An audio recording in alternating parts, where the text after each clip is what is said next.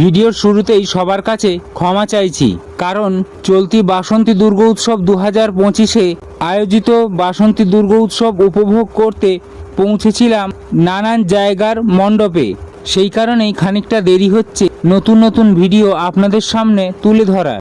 সেদিন বাসন্তী দুর্গোৎসব উপভোগ করতে পৌঁছেছিলাম নন্দীগ্রামের টেঙ্গুয়া বাসন্তী দুর্গোৎসব কমিটির প্রাঙ্গণে।